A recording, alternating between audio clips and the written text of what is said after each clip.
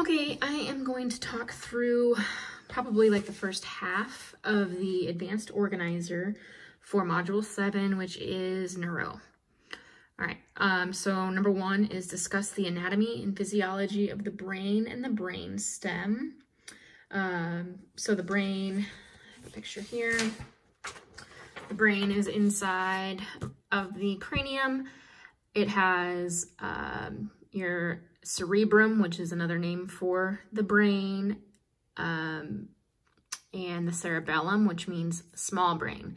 So cerebrum is anything that does not include the cerebellum, and it's divided into lobes. So your temporal lobe is by your ears. Your parietal lobe is up towards like the crown of your skull. The occipital lobe is at the very back of your head, and the frontal lobe is by your forehead. I'll go over what each lobe is responsible for later. And your brain has layers on it, or not, well, the brain doesn't have layers, but the outside. So here is, say this is your brain. Terrible drawing, but this little squiggly guy is your brain. The part that's going to lay directly on top of the brain is called the pia mater. Okay, the pia mater. And above that is going to be, so the three meninges are the pia mater, the arachnoid mater, and the dura mater. So I'm gonna write it like this: pia, arachnoid, dura, and then brain, and then skull. So this is the order of events of the meninges. So you have your brain, and then you have your pia mater. The pia mater has some arterial supply, but it's very thin. And then you have a space between the pia mater and the arachnoid mater. So that is called the subarachnoid space, below the arachnoid. Get it? Subarachnoid space. That is a space. So what houses that space?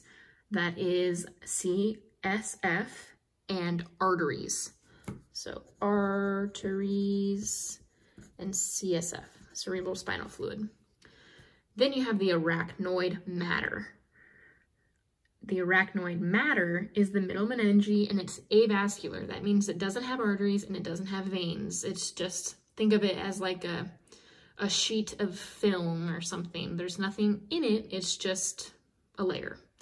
So again, you have your brain, and then you have the pia mater, which has some arteries, like little arterioles. And then you have your subarachnoid space, because it's below the arachnoid mater, which has arteries and cerebral spinal fluid. You can remember that this one has arteries and the other one has veins, which I'll get to in a minute, because this is closer to the brain. Wouldn't you want an oxygen-rich blood supply closer to the brain? And a venous supply maybe is a little bit less important, because your brain uses a lot of oxygen, so the oxygen needs to be close to the brain. So kind of remember it that way, okay? And then we went over the arachnoid mater. So now you have a space between the arachnoid mater and the dura mater, and that is called the subdura mater. The subdural space. And since I was just talking about arteries and venous supply, this is going to be venous supply.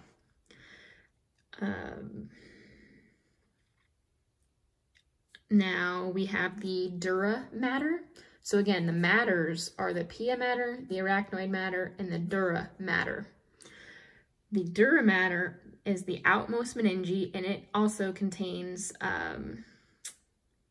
the venous system. So again, venous. See a correlation here?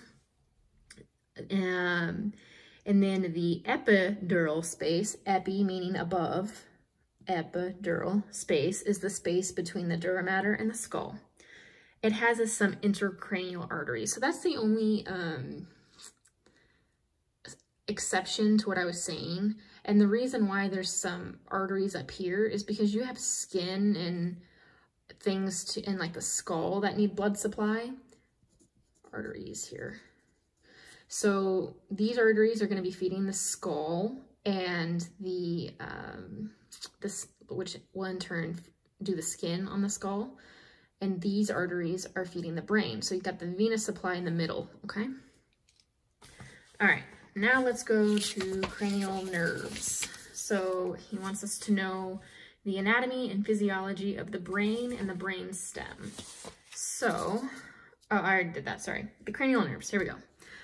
So I drew this face. I'm sure people have seen this mnemonic face before, but it is labeled with all of the numbers of cranial nerves.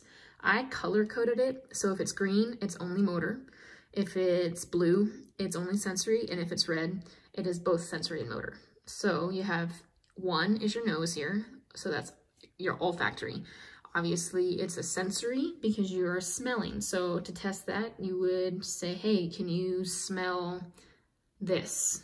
If they can't smell it, they have something wrong with their olfactory nerve. So that is something that gets damaged with COVID patients. They lose their sense of smell. So they have a damage to their cranial nerve 1. Cranial nerve 2 is also sensory, and it's in the eyes. Optic nerve is the name. Optic, because optic is eyes. I have it written down here. That does not mean you have 2 optic nerves. I mean, you have pairs, but it's just to draw a face. So don't look at it if you have only 1 olfactory nerve. That's not what I'm meaning.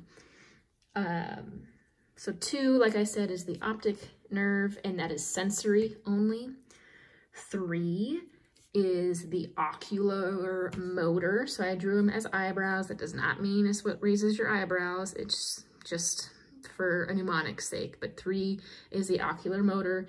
It actually has a very big role in dilating your pupils and most of your eye movements. So 3. 4 is also in your eyes, which is the trochlear nerve, which is a motor nerve. And it's like, it's an oblique muscle, but just know that it helps move the eye. You don't have to know the specific muscle that it innervates. Optic nerve 5 is called the trigeminal nerve, which is both sensory and motor. The motor part is chewing. So I remember that as if a patient has TMJ, trigeminal junction, something or other, they get lockjaw, and that's with your masseter muscle over there, and it's really hard for them to like open up their mouth really wide. And I don't know why, but I correlate that with TMJ, trigeminal. TMJ, trigeminal. So, and then it's also their sensory on their face. So if they're able to feel like soft or sharp on their face. Okay, number 6 goes back to the eye, is the abducens. And ABD makes me think of abducting, which is what it does. It helps abduct your eyes. So it is movement. It's a motor nerve. Going to 7, it's the outside of your face, and that is both sensory and motor. It helps move the muscles of your face, and you can also help with sensations on your face. So the difference between 7 and 5 is chewing. That's the motor function. 7 is like smiling, raising your eyebrows, puffing out your cheeks. That's the difference. And again, 7 is the facial nerve. 8 is the vestibular cochlear nerve. So I drew little ears. They are sensory only, and it's for the inner ear, which would be balance, okay? So the inner ear, balance, it's only sensory. 9 is a mixed nerve, and I drew it as your mouth and a tongue. So it is the glossopharyngeal nerve. The motor function of that is the pharyngeal musculature. So like talking through your pharynx and larynx, and The sensory is the taste on the posterior 1/3 of the tongue, and then sensory is on your tonsils and pharynx. So taste on the back of the taste on the back of the tongue, and motor for the pharyngeal muscles. 10 is a big one. 10 is the vagus nerve. It does all sorts of things. Vagus, actually, that word means wanderer. So if you remember that, it is going to wander throughout your body. So it's on the heart, lungs, bronchi, GI tract. It does a lot of things. So 10 is going to be a big one. And it does both sensory and motor. 11, I drew his little shoulders here. It's a motor only, and it helps shrug your shoulders. Accessory. And you can remember accessory because I thought of it as like necklaces, and it's an accessory, and it's on your neck, which is by your shoulders, and you can shrug your shoulders. I don't know if that makes sense, but that's how I remember it. 12 is hypoglossal. And that is a motor only. So that's the only motor one for your tongue. So that's like sticking out your tongue. Okay, so if they can't stick out their tongue, they have something wrong with number 12. All right, that is the cranial nerves. Function of the cerebrum, cerebellum, parietal lobe, frontal lobe, functions of the brain. Here we go. All right, so back to this picture. So your frontal lobe, this is really important to kind of tie in what part of your brain does what, because then you'll know if you have your patient showing X, Y, or Z, you can kind of narrow down of what part of the brain is dysfunctioning. So your frontal lobe, I remember frontal lobe because that is my least favorite patient to take care of in the neuro ICU. They are erratic, they are rude, they have terrible behavior, they're always trying to climb out of bed. They're really difficult patients to take care of, and those patients have frontal lobe injuries. So their intelligence is affected, movement, their reasoning, because I tell them to get back in bed, they don't know what they can't reason. You can't reason with them. Their behavior is terrible, like trying to hit you, spit at you, climb out of bed. Their memory is bad. You could tell them, you can't drink water. They'll ask you again in 3 minutes, can I please have some water? No. So think of that as your frontal lobe patients. Your temporal lobe is speech, behavior, memory, hearing, vision, and emotions. So remember, temporal lobe is emotions. So if somebody is temperamental, emotions, temporal lobe. Some of these are going to overlap with each other, and that's just how it is. But temporal lobe, speech, behavior, memory. Big one with temporal lobe is hearing, because of the Wernicke's area. I believe that's how you say it, Wernicke area. So if you have a temporal lobe injury, say somebody got hit in the head with a baseball bat right here on their temporal lobe by their ear, they could have bleeding and a big bruise behind their ear, and then CSF leaking out of their ear. That's called battle sign, okay, because that's a temporal lobe injury. Parietal lobe is up towards the crown of your head. That deals with intelligence, reasoning, telling left from right, language, sensation, and reading. So a big one with your parietal lobe, if you close your eyes and you hold a pen, well, I know that this is, a pen or a pencil. I know this is a writing utensil because I'm just familiar with it. If I had a problem with my parietal lobe, I could hold this and think it's an apple. I don't know, because I have no tactile sensation and I have no proprioception. Proprioception would be if you close your eyes and you try to touch your nose, you can do that. But if you have no proprioception, you don't know how far you need to move your hand to touch your nose. So if you have a parietal injury and your proprioception is off and somebody closes their eyes and you tell them to touch their nose, they're either going to slam their hand into their face, touch their ear, or not move their hand far enough. Occipital lobe. Occipital lobe is vision, big one. So if anything is wrong with your vision, specifically, think occipital lobe. And you can remember that because there's 2 I's in occipital. I know it's the letter I, but I think occipital with the I's in it, because no other one has an I in it. So that's your eyes, that's vision. Cerebellum, that is the tiny brain that is not associated, that's not a part of the cerebrum. It's its own little brain down there. However, that's what messes up when you are drunk. So your balance is going to be off, your coordination's off, your fine muscle control is off. This is what gets altered when you're drunk. So just remember that. How a drunk person acts, it's because it's affecting the cerebellum. The brainstem. The brainstem is composed of the midbrain, the pons, and the medulla oblongata in that order. It's responsible for breathing, blood pressure, heartbeat, swallowing, your main functions, and like autonomic functions are a part of the brainstem. Okay. Identify which area of the brain is affected by a disorder based on the clinical manifestations. I kind of went through that. Discuss the function of the Wernicke and the Broca's area of the cerebrum and describe which sign would manifest a lesion, injury, or deficit to each area. So I talked about Wernicke's area, and that's in the temporal lobe. That's for your hearing. It can also be for expressive aphasia.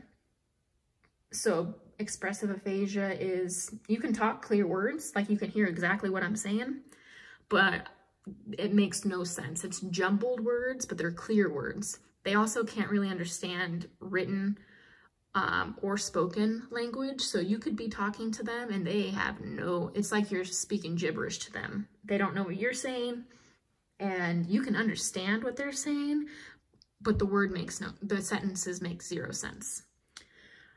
Broca's area is in the frontal lobe. The one that you'll remember for Broca's area, and it'll make sense later on as well. The Broca's area is located in the frontal, in the frontal lobe, but it is in the person's dominant hemisphere. And that's responsible for speech. So if a person has something wrong with the Broca's area, they could have receptive aphasia.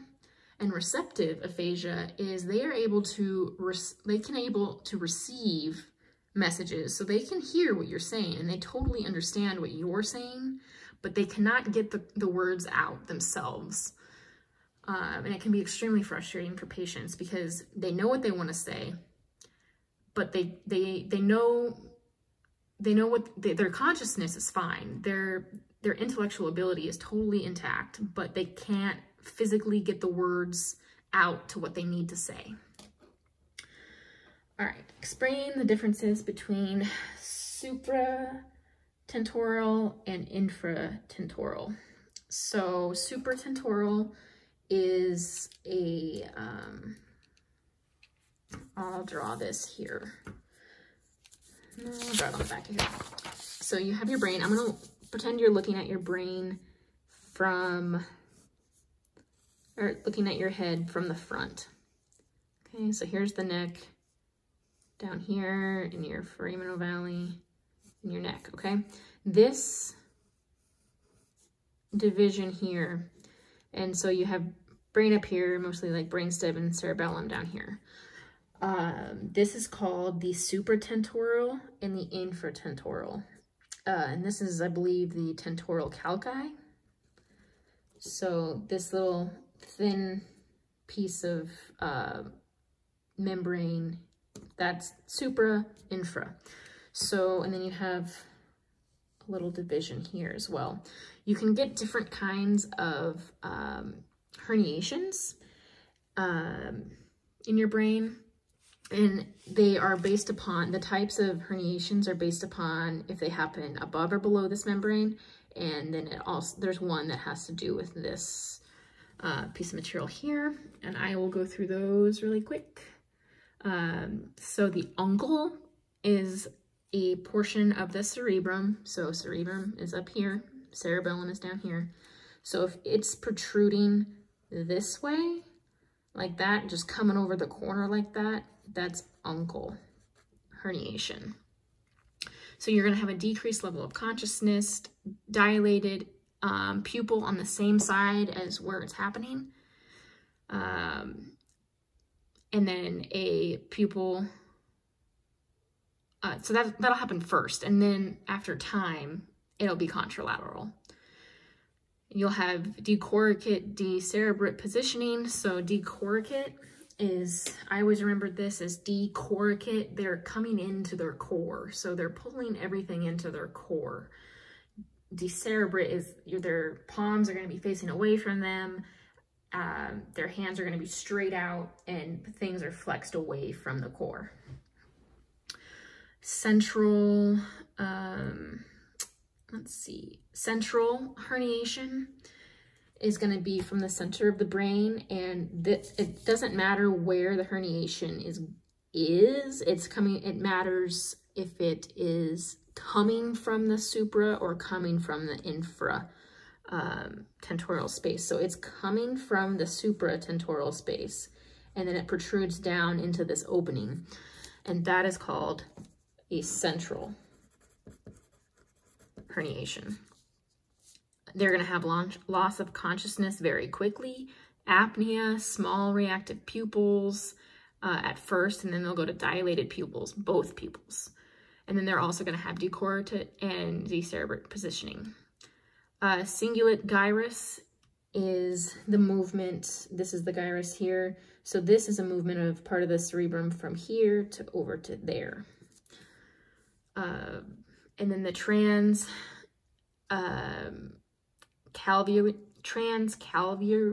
whatever, I can't say it. Transcalvieral. That is the only one that is infra tentorial. No, I'm sorry. Yeah, it is. And then tonsillar. I think another name for that is tonsillar. It comes down. Remember that one because your tonsils are like at the base of your skull. It has nothing to do with your tonsils specifically. It's just how I remember it. And it moves down your foraminal valley. I'm sorry. Wow. It moves down the foramen magnum. Okay. So the tonsillar, it's infratentorial and it moves down here. This is the herniation of your brainstem generally.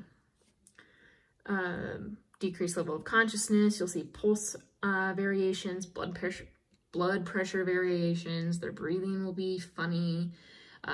So sorry for the terrible drawing, but those are the types of herniation. So uncle is coming up and around over here. Central is coming down into the infratentorial area from the superior area. And then the cingulate gyrus is going transverse over here. Okay, discuss the cerebral artery anatomy and identify which artery provides blood to which part of the brain.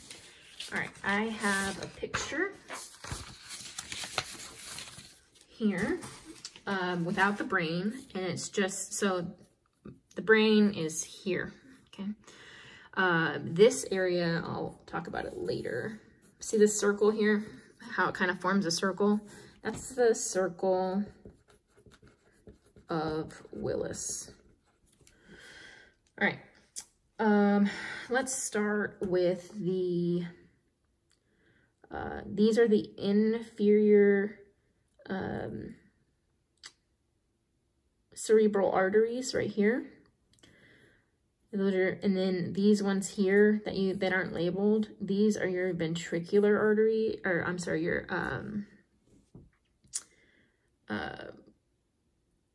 the arteries, and they form the basilar arteries. I can't think of the word right now because I'm tired.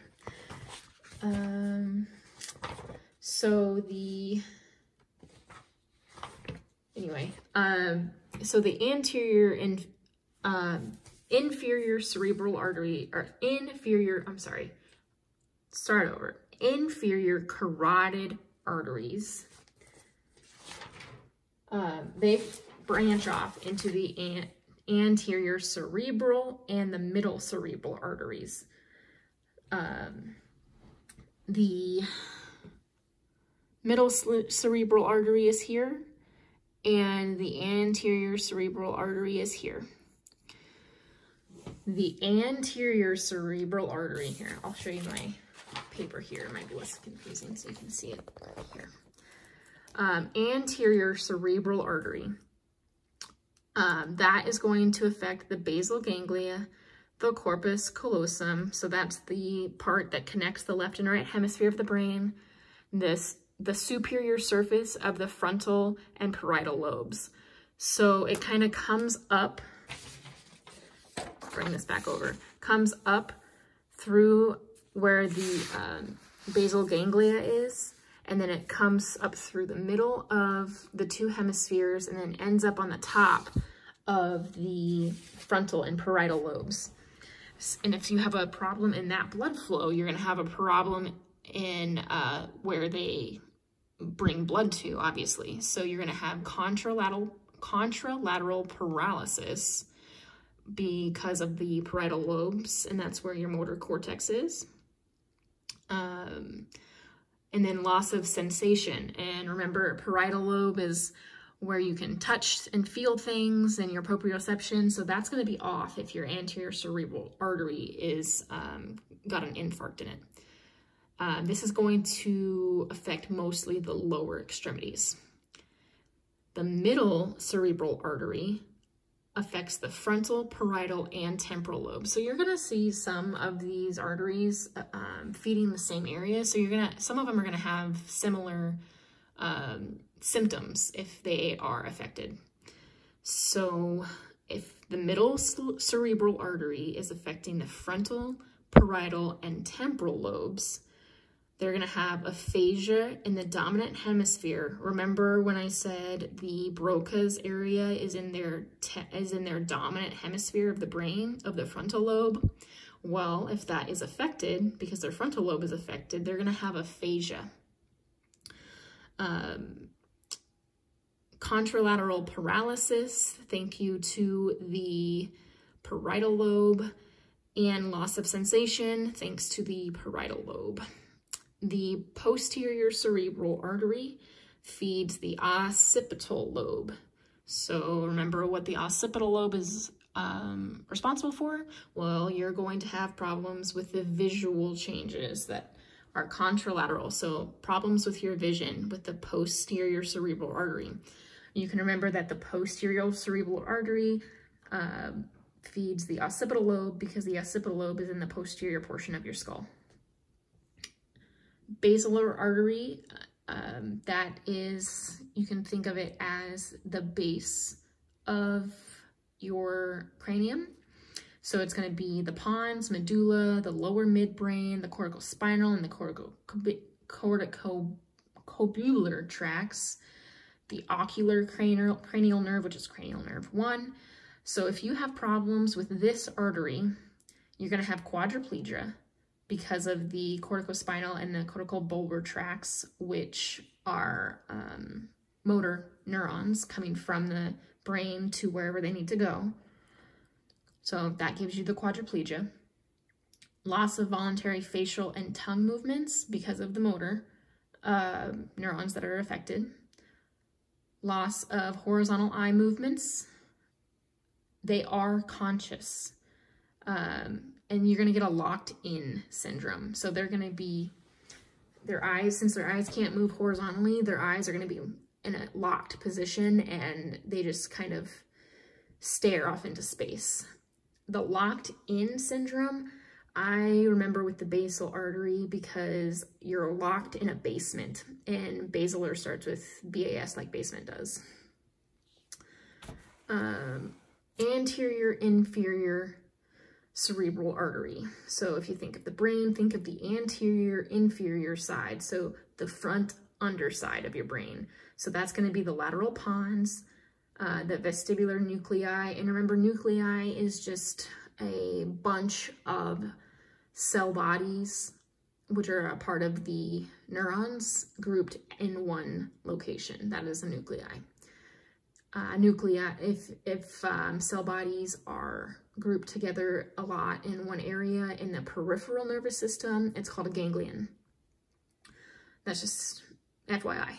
The facial nuclei, spinal trigeminal nucleus, and cochlear nucleus. So, anterior inferior cerebral artery. Vestibular. If something is wrong with the vestibular tract, it's going to make you dizzy, vomit. So that is where the vomiting and the vertigo come in. Decreased lacrimation, so decrease in the production of tears.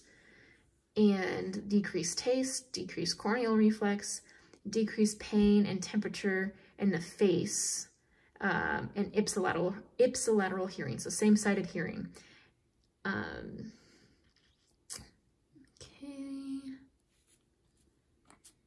And you can remember pain and temperature in the face, facial nucleus, anterior inferior cerebral artery. Okay. Middle inferior cerebral artery, middle and inferior cerebral artery. That feeds the cerebellum, so the little brain underneath the cerebrum. And remember what the cerebellum is, what happens when that gets affected, they kind of act drunk. So you're gonna have ataxia and dysmetria, which is misjudging distance and being uncoordinated. So middle and inferior cerebral artery is the cerebellum. The posterior cerebral artery is the lateral medulla, the spinal trigeminal nucleus, inferior cerebellum, and then the nucleus ambiguus. So you're gonna get vomiting and vertigo, nystagmus, decreased pain and temperature sensations, ipsilateral face, of the ipsilateral face. So you're gonna have decreased pain and temperature on the same side of the face that is affected as the posterior cerebral artery. Contralateral body. So what that means is, say your left side, your left posterior cerebral artery is blocked. You're gonna have problems with the left side of your face. You won't be able to feel an ice cube or a pinch on your left cheek, but you could feel it on your left leg, but you wouldn't feel it on your right leg. Okay, so same side face, opposite side on the body. Dysphagia, hoarseness, decreased gag reflex, and ataxia. And the gag reflex and hoarseness and dysphagia, that comes from the nucleus ambiguus.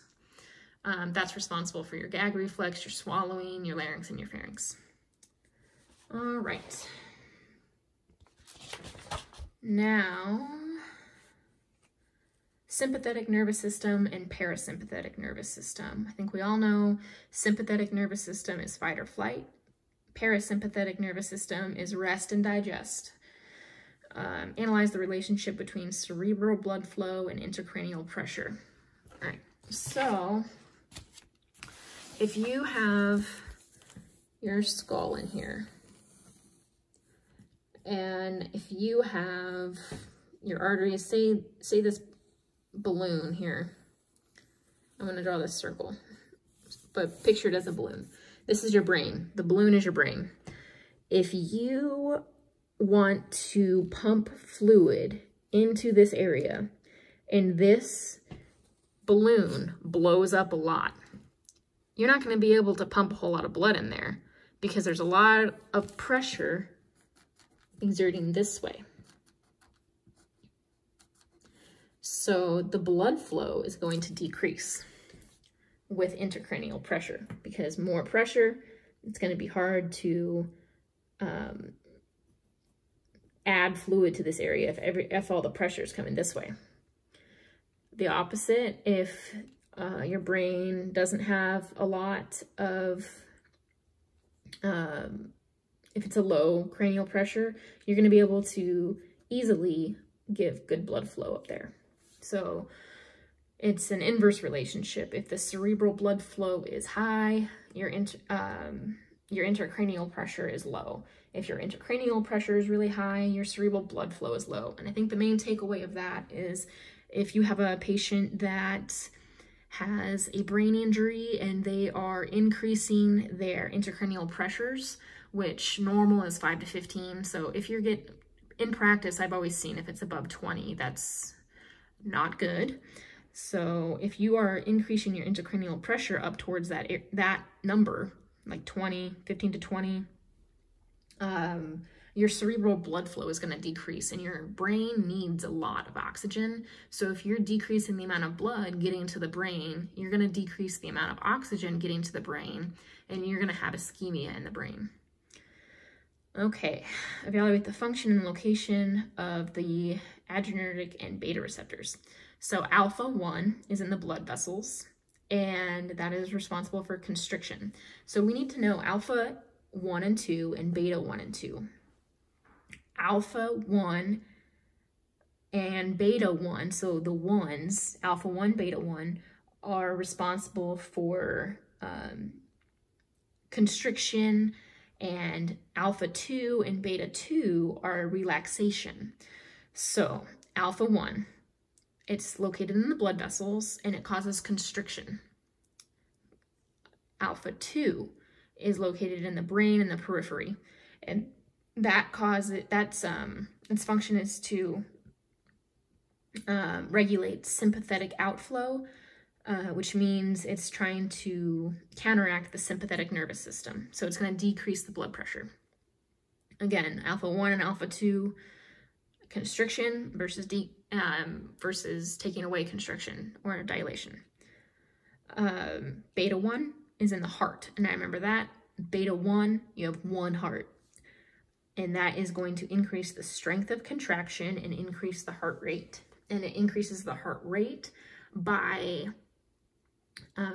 making the SA and the AV nodes, opening up their sodium channels more, which will create an action potential, let them SA and AV nodes reach their threshold potential even quicker. I know they automatically do it, but that's from a slow leak of sodium into the cell.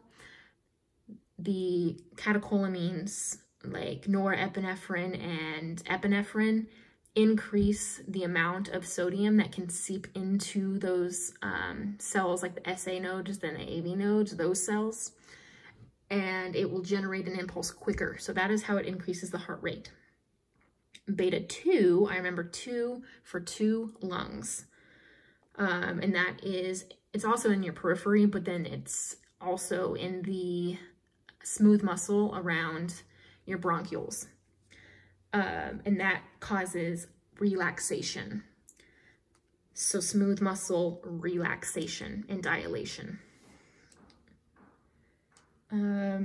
Describe the structural, functional, cellular, and cerebrovascular age-related changes. Structural, your brain kind of shrinks. Everything kind of shrinks up there.